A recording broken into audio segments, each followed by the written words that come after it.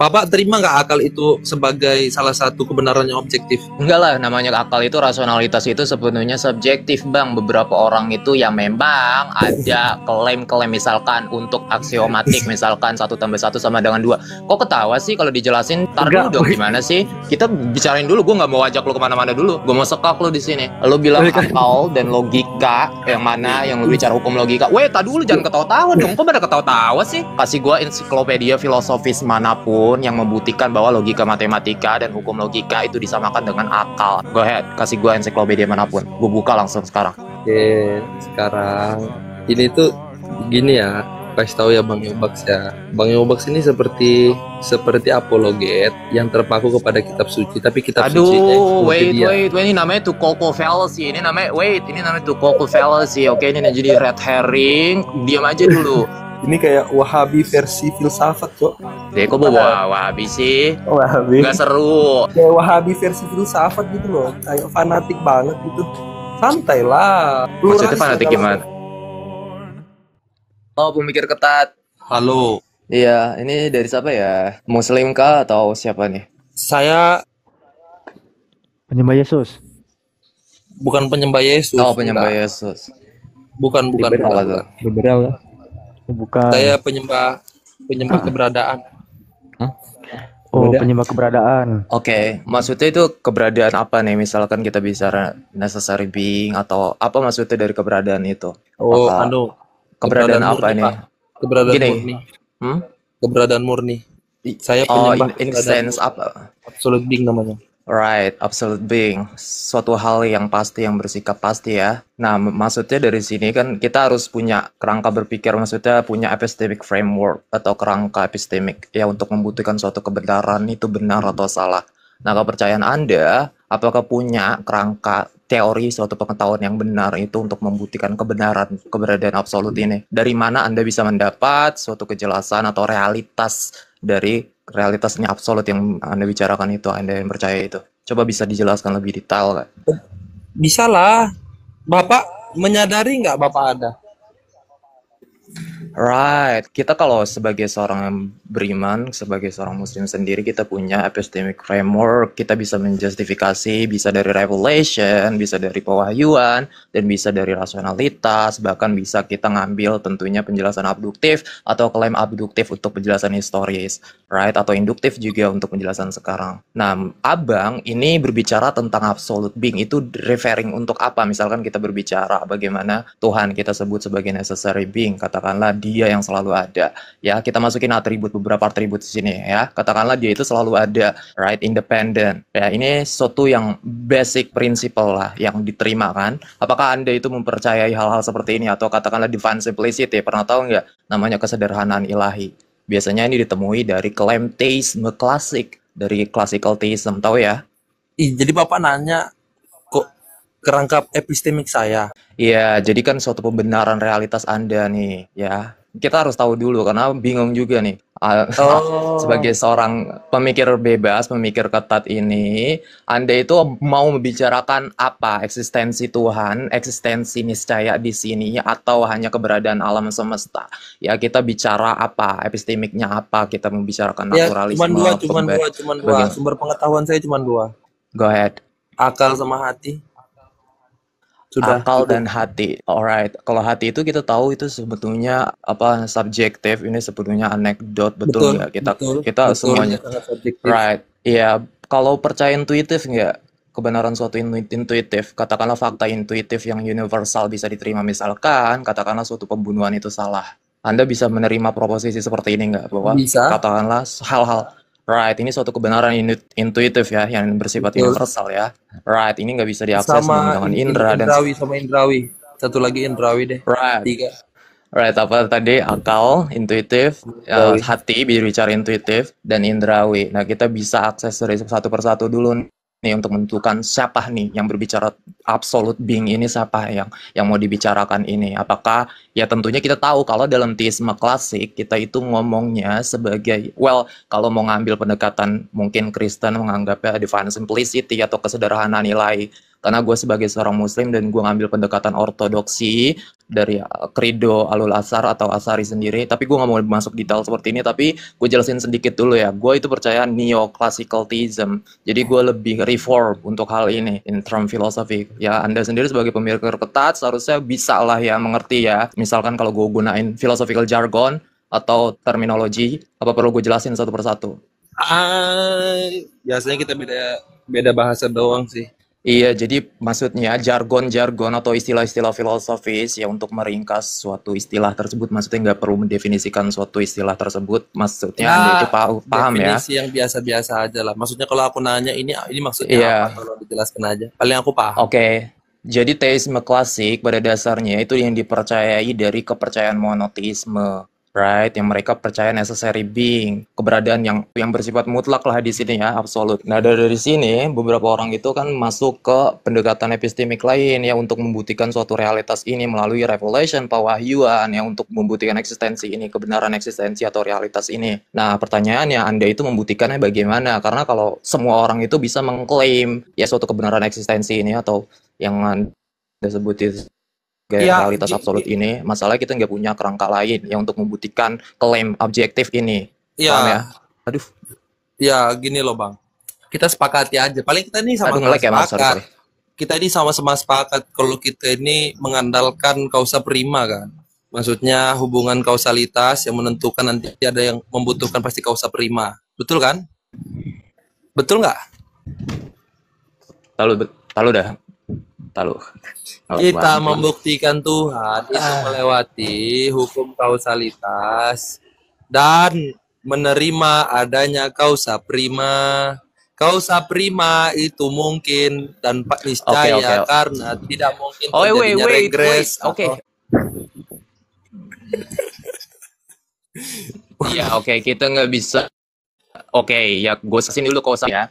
Jadi gue nggak menyebut itu sebagai causa prima karena kalau pada dasarnya kalau suatu penyebab itu nggak punya kehendak untuk menyebabkan sesuatu, betul nggak? Kita ngambil divine simplicity, ada namanya modal collapse. Ryan Mullins ya berbicara tentang modal collapse. Jadinya contingent, nggak bisa jadi necessary being untuk berbicara suatu entitas, esensi ketuhanan yang jadi modal collapse di sini. Nah itu jadi diskusi lain. Tapi kalau berbicara, gue jelasin dulu apa credo atau ini sebagai seorang muslim jadi mungkin ya enggak gini aja Bang, simpel aja. Reform, neoclassicalism. Gue nggak bentar dulu. Right. Kita sederhanakan aja. Ya. Jadi biar penontonnya mengerti. Iya, jadi right.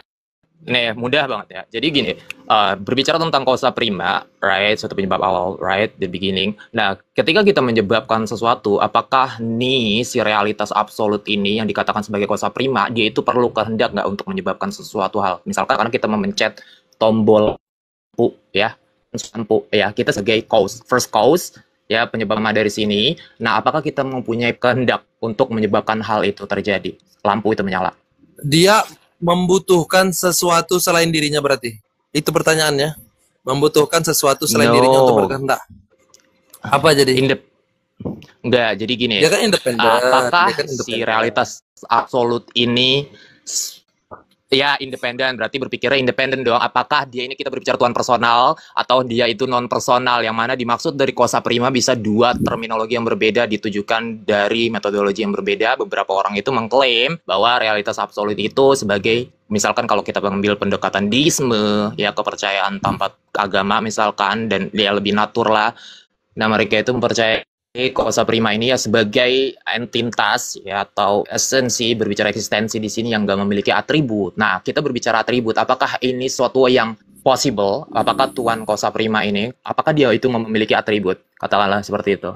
Enggak, right? Di sini berarti abang itu lebih ke deistik ya, bagaimana lebih ke naturalis. Bukan, aku panenteisme.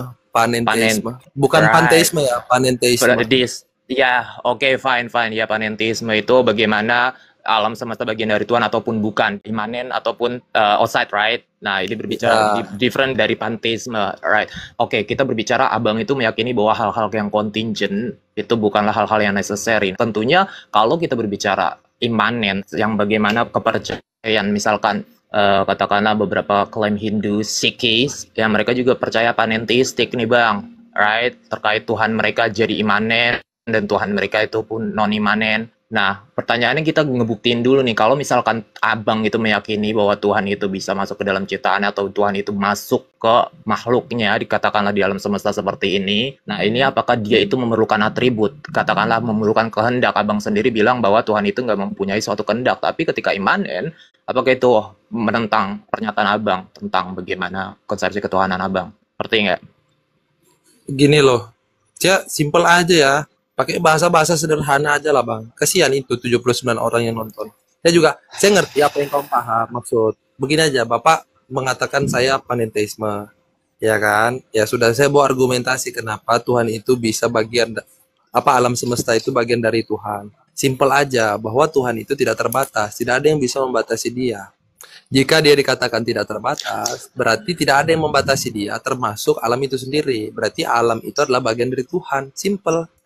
Oke, siap, simple. Oke, jadi misalkan abang itu mengatakan Tuhan itu tidak terbatas, berarti Tuhan itu bisa melakukan segala apapun, demikian dia itu bisa nggak berada di dunia ini, dan dia juga nggak bisa nggak menjadi Tuhan, dan dia bisa memberikan otoritas ke gua sebagai Tuhan, gua menjadi Tuhan nih, dan gua memasukkan dia ke neraka yang dibuatnya. Bisa nggak Tuhan melakukan seperti itu? Karena kan tidak terbatas kan? Di samping itu, Tuhan itu tidak bisa berkontradiksi dengan dengan dirinya sendiri. Berarti Tuhan itu, iya kan? Tuhan itu tidak terbatas. Tidak terbatas Iya, itu coba jelas. begini. Ketika Tuhan itu, misalnya contoh ada klaim begini, apakah Tuhan itu bisa menciptakan batu yang batu itu dia tidak bisa mengangkatnya sendiri? Berarti itu kan ada dua hal yang kontradiktif kita lekatkan pada Tuhan, yaitu terbatas dan tidak terbatas pada dirinya. Dua hal yang kontradiktif ini tidak bisa menyatu di dalam diri Tuhan. Simple. Nah, kita berbicara bagaimana kontradiksi itu bukan suatu hal sesuatu, betul nggak? Ya, kita mengakui bahwa memang ada suatu kontradiksi atau ada paradoksikal. Misalkan kita berbicara bagaimana paradoks yang tadi, Stephen Hawking dan segala macamnya. Nah, kita berbicara bagaimana abang itu mengatakan ketidakterbatasan Tuhan nih. Nah, ini kan abstraksi, ya. Ini kan suatu verb. Ini kan membutuhkan suatu, predikat, betul nggak? Kita membutuhkan objek untuk mengetahui ini maksudnya apa, ketidakterbatasan itu apa. Abang itu nggak menjelaskan dari sini apa yang maksud ketidakterbatasan itu. Karena begini, karena abang itu nggak punya epistemic framework yang saya bilang, abang itu nggak bisa menjustifikasikan. Betul nggak? Oke, coba aku sekarang boleh nanya balik gak? No, jelasin dulu ini. Nanti kita diskusi setelah ini ya. Karena kan di sini kan semuanya ya is all about abang. Ya, sudah, jadi kita berbicara tentang keyakinan abang di sini. Tuhan itu tidak terbatas, ya kan? Tapi ya, apa maksudnya itu dari situ? Kita jelasin dulu. Tidak terbatas itu berarti juga mengatakan Tuhan itu tidak bisa berkontradiktif dengan dirinya sendiri. Berarti dua hal yang kontradiksi itu kan non kontradiksi kan? Tahu kan? Dua hal yang kontradiksi tidak bisa bertemu itu paham. yang sama. Ya sudah. Berarti kalau ada pertanyaan-pertanyaan yang mengatakan Tuhan itu seperti berkontradiksi, itu tidak mungkin. Karena bukan sifat, dirinya itu tidak bisa berkontradiksi. Sudah simple. Iya bagus. Jadi abang di sini udah berbicara bagaimana ya tentunya harus dipandu dengan kerangka epistemik untuk pembenaran realitas abang. Nah dari sini bagaimana abang itu sebagai seorang subjektivis yang mengakui keberadaan abang sendiri, yang mana orang lain itu nggak punya keyakinan sama seperti abang. Nah kita berbicara konsepsi ketuhanan abang di sini. Nah keterbatasan ini abang itu dapat knowledge atau pembenaran knowledge atau pembenaran pengetahuannya itu dari mana, kerangka epistemiknya ini. Begitu. Dari mana abang maksudnya tahu Bapak nanya, Bapak nanya dari mana saya mengatakan Tuhan itu tidak terbatas gitu. Yes, karena gini, sebuah kata yang abstraksi seperti itu membutuhkan suatu predikat ya untuk membuktikan suatu realitas. Yang berbicara tentang ketidakbatasan Tuhan itu maksudnya apa? Membutuhkan predikasi objek, membutuhkan objek. Maksudnya apa dari sini? Pembenaran realitasnya itu apa? Ontologi berbicaranya. Begini loh Bang. Jadi kita itu bisa menentukan yang kita bilang sifatnya Tuhan. Sebenarnya Tuhan itu tidak punya sifat, tapi kita asumsikan bahwa Tuhan itu punya sifat. Bahwa kita bisa mengidentifikasi Tuhan melalui ciptaannya. Segala efek yang teramati secara rasional ya memerlukan penyebab yang dapat dipahami sebagian melalui sifat efek tersebut. Ya. Paham nggak? Abang itu sirkular banget sih. Kita udah tahu kita berdua itu sama-sama orang beragama dan sama-sama orang yang percaya necessary being atau realitas absolut ini. Maksud saya, abang itu harus membuktikan kerangka epistemik abang untuk pembenaran realitas abang. Dari sini, sebagai seorang subjektivis, apakah suatu klaim keberadaan realitas yang abang yakini itu adalah suatu kebenaran yang diterima oleh banyak halayak atau konsensus, begitu. Karena kalau subjektif, ya kita bisa mengklaim bahwa pemerkosaan itu benar. Ngerti nggak? Oh, berarti gini loh bang, berarti abang ini nggak percaya gini. Kita nggak usah memperdebatkan sesuatu yang kita sama-sama terima. Bapak terima nggak akal itu sebagai salah satu kebenaran yang objektif? Akal itu enggak lah, namanya akal itu rasionalitas itu sepenuhnya subjektif bang. Beberapa orang itu ya memang ada klaim-klaim misalkan untuk aksiomatik misalkan 1+1 sama dengan 2. Kok ketawa sih kalau dijelasin? Tar dulu dong gimana sih? Ya makanya jangan ketawa.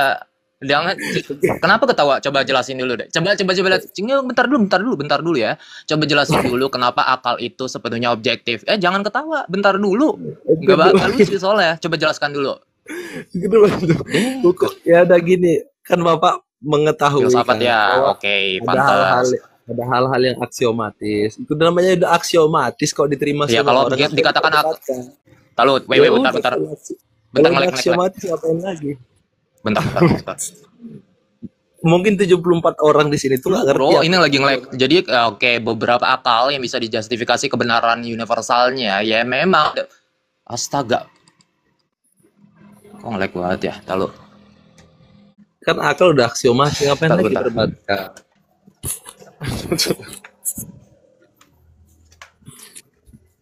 Bentar dulu, jadi jangan ketawa, slow aja, dengerin dulu, oke? Jadi akal itu aksiomatik ya, semua akal itu aksiomatik ya.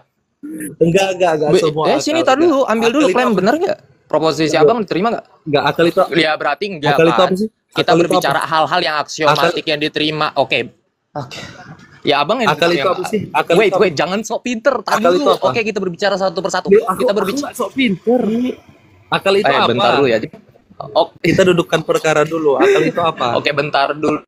Oke, tentunya membuktikan suatu penalaran itu berdasarkan presupposisi yang valid atau enggak. Kita bisa menggunakan hukum logika dalam hal ini. Suatu proposisi yang dikatakan valid itu menggunakan reasoning. Berbicara tentang reason, akal. Digunakan bagaimana untuk mewujudkan suatu klaim objektif. Itu ya beberapa klaim ngelek yang lagi. akal itu kamu ngelek realitas nggak tahu kamu ngomong apa, terlalu tinggi bang. 71 orang ini menunggu hal-hal yang sederhana. Bang, oke. Ya kita berbicara tentang akal, ya logik, mantik, ya ini hal-hal yang berkaitan tergantung bagaimana definisi. Aduh berisik. Akal sama mantik. Bang. Akal dan mantik itu berbeda loh. Ya. Akal dan mantik itu berbeda loh. Oke, kita balik lagi. Berbicara tentang akal dan mantik itu berbeda loh. Bagaimana pandangan kita mas? Ngelek. Aduh, ya Allah.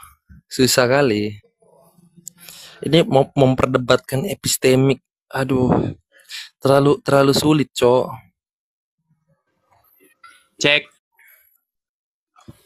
Bang. Udah, halo. Bang, ngedengerin nggak tadi apa yang gua omongin tadi?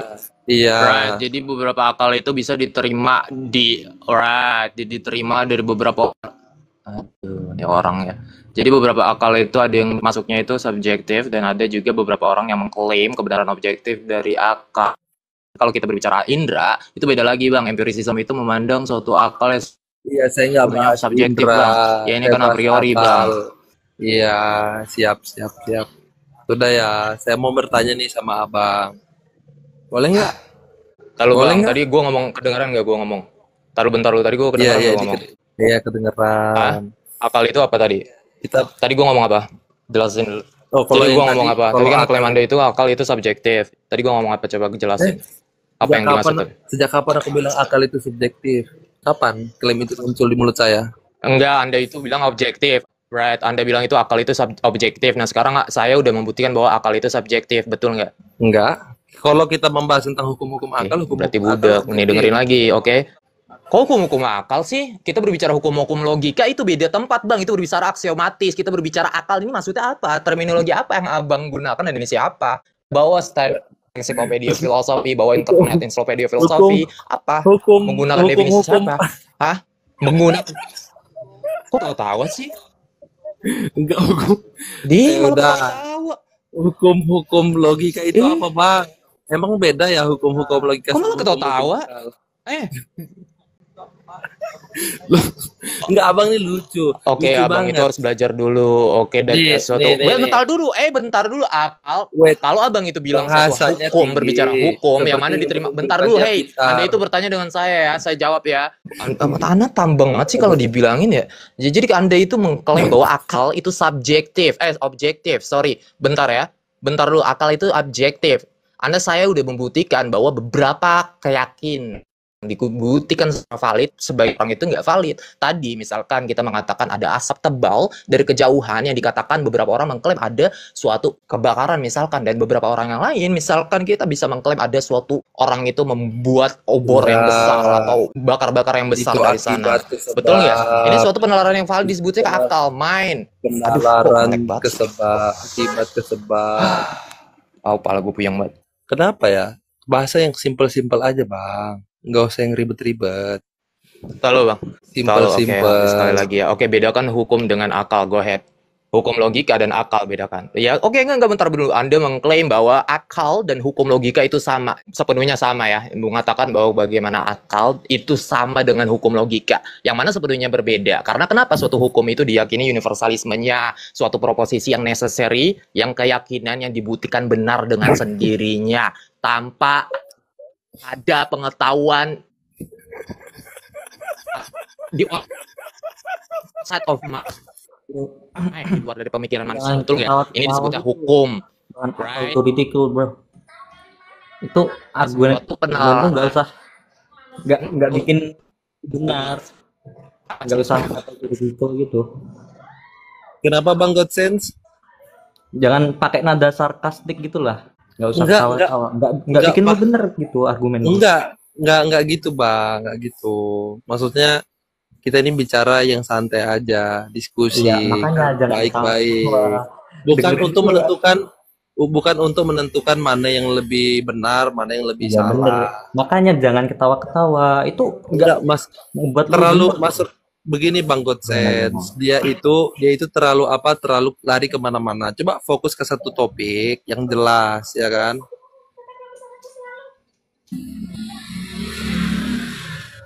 Halo, oke nih kita balik lagi ya. Tadi kita ada beberapa klaim yang Anda itu sepenuhnya salah. Kita berbicara logika, matematika, dan berbicara tentang akal di sini. Balik lagi dong, jangan kemana-mana dulu. Oke. Nah, Anda itu jangan ketawa-tawa terus ya. Oke, jadi di sini kan kalau mau diskusi intelektual seharusnya jangan ketawa-tawa, oke?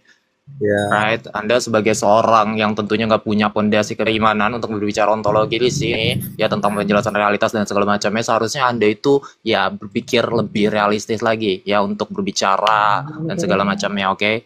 Nah, kita balik lagi tentang Anda mengatakan, kita bicarain dulu, gue nggak mau ajak lo kemana-mana dulu, gue mau sekak lo di sini. Lo bilang akal dan logika, yang mana yang lo bicara hukum logika? Wait, tadi dulu jangan ketawa-tawa dong, kok pada ketawa-tawa sih? Kasih gue ensiklopedia filosofis manapun yang membuktikan bahwa logika matematika dan hukum logika itu disamakan dengan akal atau logika yang subjektif. Go ahead, kasih gue ensiklopedia manapun. Gue buka langsung sekarang. Kasih gue. Oke. Sekarang ini tuh begini ya, kasih tahu ya Bang Yobaks ya. Bang Yobaks ini seperti apologet yang terpaku kepada kitab suci, tapi kitab sucinya wait, ini namanya Tukoko fallacy. Ini namanya Tukoko fallacy. Oke, ini jadi red herring. Diam aja dulu. Abang itu kan mengaku sebagai pemikir ketat. Ya seharusnya jangan ketawa-tawa dong. Dik kayak dik. Banyakan bacot dik kayak dik. Dari tadi ketawa-tawa mulu kalau diedukasi orangnya. Kalau jangan ketawa-tawa biar ngapa? Enggak, bentar dulu ya. Kalau Anda itu pengen mengaku sebagai orang yang pandai, oke, ketawa-tawa itu fungsinya untuk apa? Siapa yang mau ngaku sebagai orang pandai? Enggak. Kita ini mau diskusi. Enggak, sekarang gini, kenapa ketawa-tawa? Bentar, soalnya Abang mau sekak saya. Biar ngapa? Enggak, bentar. Jangan ketawa-ketawa. Katanya mau bentar dulu, Anda itu membuat suatu Ngapain Well, abang mau kalau sekat di bentar saya? dulu nih, siapa aja sih? Aduh. Enggak, tak dulu Anda itu bilang bagaimana akal dan hukum, logika matematik itu sama hal yang Hukum saling berkaitan dan itu logika sepenuhnya sama matematika. aksiomatis. Ya, bentar dulu, hukum logika dan akal itu sama. Oke, ini sama-sama aksiomatis kan? Kasih gua satu ensiklopedia manapun yang mengatakannya demikian. Silakan. Sekarang begini bang, sini saya jawab Hah? ya. Hukum logika yang abang maksud Ah. itu hukum logika matematik, ya kan? Sedangkan saya ini penganut hukum Aristotelian. Jadi dia itu bukan matematik, itu beda. Saya ini Aristotelian peripatetik. Oke, bentar. Right, oke, kita ambil peripatetik Anda. Oke, nah Aristotle berbicara hukum logika dari sini, yang tentunya dalam pandangan empirisisme itu sepenuhnya subjektif, betul nggak? Ya kita ngambil Platonic idea, Neoplatonic idea tentang bagaimana pandangan yang dianggap sebagai hal yang aksiomatik. Bentar dulu dong, Anda kan peripatetik kan? Bentar dulu, Kan Aristotelian, udah Aristotelian aja, nggak usah ke Bentar, Plato-Plato. wait, bro. Oke, Yang mau berarti sepenuhnya keyakinan Anda itu universal ya? Right, oke, universal ya, suatu keyakinan Anda itu universal ya? Jangan judge dulu Hah? kalau saya keyakinannya seperti itu. Tad- Enggak. Santai dulu, santai. Yang simpel-simpel aja, Bang. Kita nih diskusi bertukar ilmu, sharing. Jangan mau saling sekak. Enggak, saya nggak ada niatan begitu, makanya saya ketawa. Ah, sudah paham kan kenapa ketawa kan? Terjawab kan? Udah kita santai aja. Oh, gimana sih, Abang? Oh, begini ya. Oh, saya nggak Anda tahu. itu banyak buat fallacy. Anda banyak buat. Oh, iya, Oke, nggak apa-apa. oke. Pertama ini red herring Kita semua fallacy. Oke, manusia. stick to the point. Oke, stick to the point. Oke. Oh, ya udah, makanya stick to the point. Makanya jangan label-label pemikir-pemikir itu hapus aja bang dari bionya, dari username itu Nggak hapus. Jangan jadi apa-apa. pemikir, oke? Hapus saja. Makanya jangan Sekarang- pemikir itu nggak boleh sombong. Di sini tuh ketawa-tawa dari Kok awal sampai sombong? akhir. Jangan sombong. Oke, kita berbicara tentang abang di sini kan. Ya, ini gua ngabisin waktu. Padahal ada orang yang ngundang di sini siapa aja. Undang yang lain dong, undang yang lain. Undang yang lain, siapa yang mau ngomong lagi? Ini Bang Petrok mau tanya. Aduh, Oh iya, banyak. silakan Bang. Tanya dulu. Silakan Bang Petrok, silahkan tunjukkan. Malam Ya, malam Bang. mau Tanyain juga. simpel aja bang. Iya, iya. Sebenarnya kecerdasan manusia itu ada patokan nggak sih? Bang Yobak. Sorry, kecerdasan manusia ada patokan. Kecerdasan manusia tentunya subjektif bang. Semua orang itu memiliki pandangan yang kecerdasan mereka masing-masing, membentuk suatu epistemik kerangka mereka masing-masing untuk membuktikan suatu kebenaran dan kesalahan. Berarti ada patokannya bang ya? What's your point? Apa poinnya? Yuk. Enggak. Berarti kalau lu mengatakan kecerdasan manusia ada, ya kalau kecerdasan manusia ada batasan ya tentunya sepenuhnya nih teman abang ini si pemikir ini ya sepenuhnya dia itu adalah orang yang terbatas betul ya. Karena ada suatu keterbatasan di sini, apalagi dia ketawa-tawa di sini ya kan sepanjang percakapan dan abang juga nyaut-nyautin baik di kolom komentar seakan-akan abang itu lebih pintar dari dia. Sekarang abang buktikan kebenaran abang kok. Apa nih abang ini siapa? Ini kayak Wahabi versi filsafat, Cok. Dia kok bawa Wahabi sih? Wah, Nggak seru. Oke, gitu. Apa? Kayak Wahabi versi filsafat gitu loh. Kayak fanatik banget gitu. Santai lah. Maksudnya Pluralis fanatik dalam- gimana? Katanya seorang pemikir, tapi mengatakan bahwa ada suatu kebenaran absolut, tapi nggak meyakini ada suatu realitas absolut, suatu kebenaran Enggak, absolut itu dalam- sendiri. di Gimana sih dalam- jadi self-defeating? Pikiran itu harus terbuka.